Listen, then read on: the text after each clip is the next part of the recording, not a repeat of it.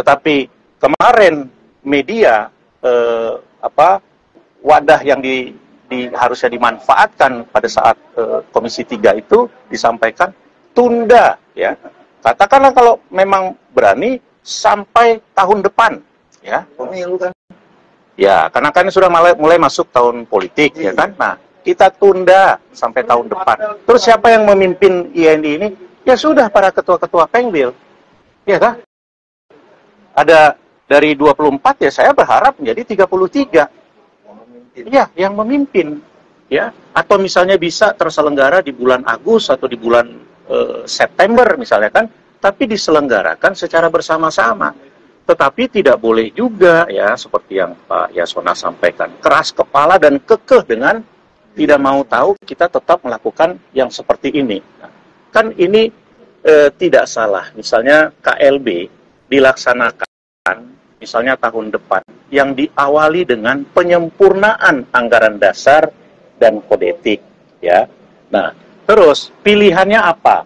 Kalau sekarang kan e-voting nasional, one man one vote, ya, melalui e-voting nasional gitu kan. Nah, bisa saja pilihannya itu tidak e-voting nasional, ya kan. Bisa saja misalnya dilakukan melalui sistem perwakilan, kembali seperti zaman dulu. Itu kan belum diatur di ADART. Iya, makanya kan akan dilakukan penyempurnaan ADART. Ini kan pilihan, ya kan. Nah, yang paling ideal itu adalah e-voting nasional, ya kan. Kita harus berbasiskan IT gitu kan. Nah, tetapi kalau kawan-kawan memilih misalnya dengan sistem pemilihan distrik, boleh nggak? Sepanjang itu disepakati di saat perubahan anggaran dasar, bisa saja, ya kan? Pemilihan misalnya di Sumatera Selatan, terus Kalimantan Barat, Sulawesi Selatan, dan seterusnya gitu kan. Nah, dibuatkan sistemnya, ya. Atau misalnya one vote, one delegation, sistem perwakilan, atau cara-cara lain, ya. Seperti banyak kan organisasi kemasyarakatan menggunakan misalnya formatur yang dipilih itu ada 10. Nah, terus siapa yang akan menjadi ketua umum? Biar mereka sendiri yang memilih. Ketua harian.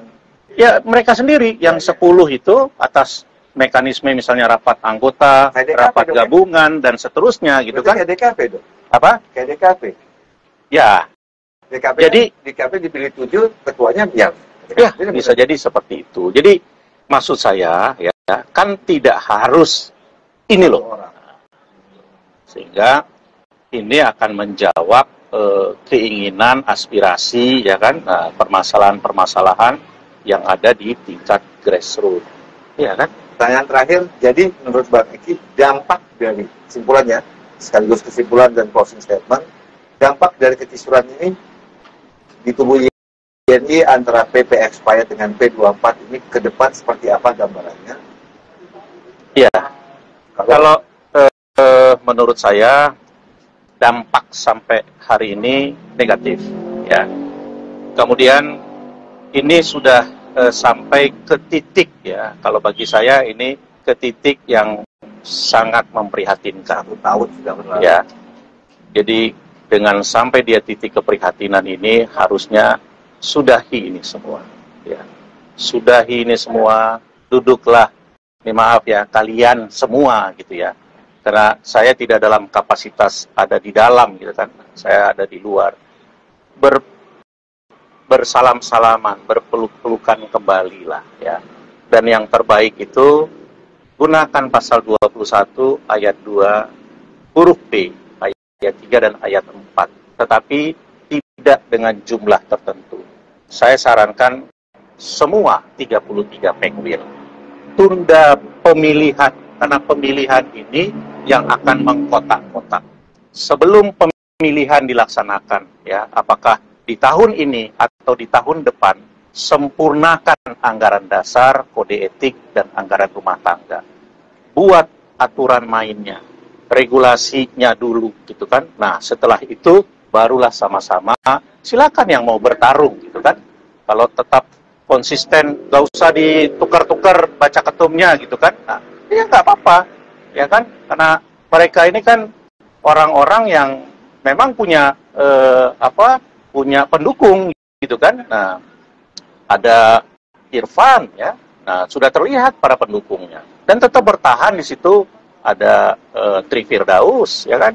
Ada siapa? Julius, ada Ruli, ya kan? Ada Oti. Ada Abang. Iya. Mbak Oti. Iya kan? Ngeliat muka Abang kan ngeliat Mbak Oti. Jadi kurang lebih seperti itu, bro. Sudahi semua, ya. Mari kita dampak terbaik jika itu tidak tercapai. Pecah. Ya. Kita sudah di ujung tanduk ini. Karena satu KLB akan terpilih ketua umum versi yang KLB, yang tetap ngotot Kongres akan terpilih ketua umum. Nah, dan tentu ya kementerian sepanjang Undang-Undang Jabatan Notaris di pasal 85-nya tidak dirubah, ya, wadah tunggal tidak akan mengeluarkan surat keputusan. Kalau ada yang bilang, oh kita yang diakui, ya yang ini juga bilang, oh kami yang diakui, karena kami lebih mayoritas. Di sini 9, di sini 24. Tapi saya yakin, ya, ini dua-duanya tidak akan dikeluarkan SK. Yang rugi siapa? Kita semua. Kita semua. Nah, itu. Jadi, ayolah, berdamailah kalian, berangkulanlah kalian, stop ini semua. Itu, bro. Oke, terima kasih Bang Heki. Nggak terasa, kita bincang santai sekitar 15 menit. Lewat 57 menit, 1 jam lebih ternyata kita bincang-bincang dengan Bang Eki Ridwan. Nama lengkapnya sih Bang Eki Ridwan, SH, SPN. Eki Ridwan aja. SP2 kayak BN dulu sih. BN dulu ya? Ya, Eki Ridwan aja lah. Bang Eki ER. Ekstrim rantau. Ya. Kalau ini kan Eki, Eka. Ekstrim kanan, ekstrim kiri, ini ER, ekstrim rantau. Jadi semoga apa yang disampaikan Bang Eki sedikit banyaknya dapat memberikan masukan dan bermanfaat untuk organisasi ke depan. Sampai jumpa di liputan dan bincang santai Ghost TV selanjutnya. Wassalamualaikum warahmatullahi wabarakatuh. Waalaikumsalam warahmatullahi wabarakatuh.